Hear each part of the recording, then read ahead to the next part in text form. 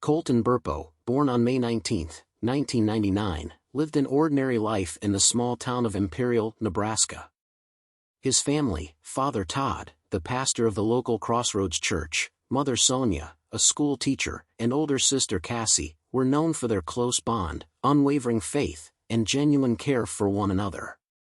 Yet, one fateful event would change their lives forever. Little Colton became part of a story that defied logic, touched millions of hearts, and gave hope to those who question what happens after life on Earth. Colton was a lively and curious child. His wide smile could light up any room, and his endless questions about the world around him kept his parents on their toes. Todd often referred to him as his little helper, as Colton loved accompanying his dad on errands around town or helping out at the church. Sonia fondly recalled how her son displayed a unique sense of justice and kindness. Even at a young age, he cared deeply for others, adored animals, and found joy in the simplest things. The spring of 2003 began like any other, until a sudden twist of fate put their faith and resilience to the ultimate test. In March 2003, what seemed like a minor illness struck Colton.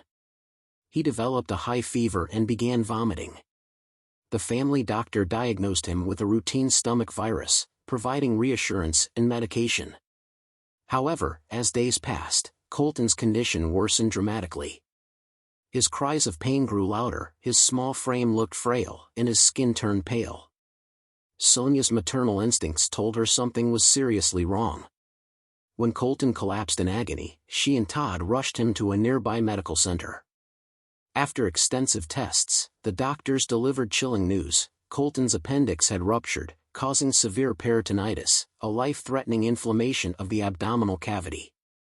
The situation was dire, and the medical team warned the Burpo family that survival was far from guaranteed. Sonia broke into tears, clutching her phone as she called friends and prayer groups, pleading for their support. Todd, overwhelmed by emotions, found an empty room and let out a cry of despair. "Why, God? Why would you let this happen to my son? After everything I've done for you, why would you take him from me?" When Colton was wheeled into the operating room, he cried out, "Daddy, don't let them take me." These words echoed in Todd's mind, breaking his heart as he watched his son disappear behind the operating room doors. The surgery lasted several hours, and every passing minute felt like an eternity. Sonia prayed ceaselessly, tears streaming down her face, while Todd wrestled with his fear and faith, pacing the hospital hallways. The doctors later shared that Colton's condition had been critical, and there were moments during the procedure when they feared they would lose him. When Colton woke up after surgery, his first words were, "Daddy, I almost died." Todd froze. He didn't know how to respond. Initially, the family believed these words were simply a reflection of what Colton might have overheard from the medical staff. But as time went on, their son began to reveal details that no one could have prepared for. Colton explained that during the surgery, he felt his soul leave his body. He described watching the doctors working frantically on him and his parents in different rooms of the hospital. "Mommy was crying and talking on the phone," he said.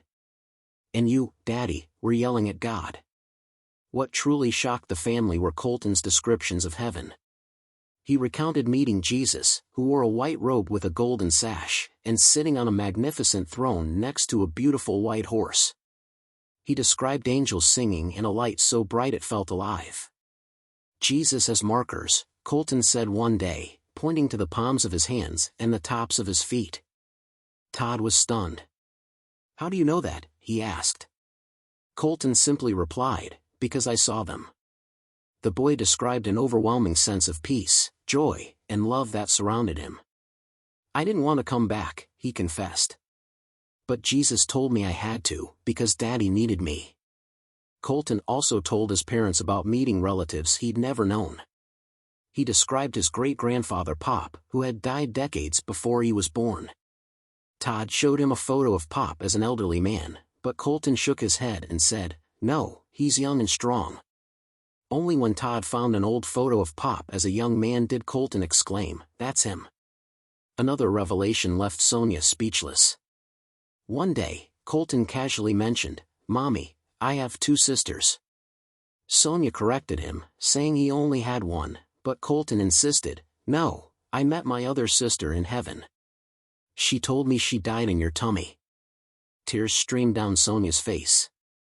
She and Todd had never spoken to Colton about her miscarriage, but his words were eerily accurate. Colton said the girl hugged him and was waiting for their family to join her in heaven. The family was further astonished when Colton identified Jesus in a painting titled Prince of Peace by Achian Kramarek, a young artist who claimed to have seen visions of heaven. Colton exclaimed, "That's him. That's the Jesus I saw." It was a powerful moment of validation for the Burpo family. The Burpos decided to share their story with the world, publishing the book Heaven is for Real, which became a bestseller. In 2014, their journey was adapted into a feature film. Colton, now older, continues to speak about his experiences, offering hope and comfort to countless people. His message remains simple: don't be afraid of dying. Heaven is real, and you'll love it there. This story is a powerful reminder of faith, hope, and love. If it touched your heart, please give it a like, subscribe to our channel, and click the bell to stay updated on more incredible stories.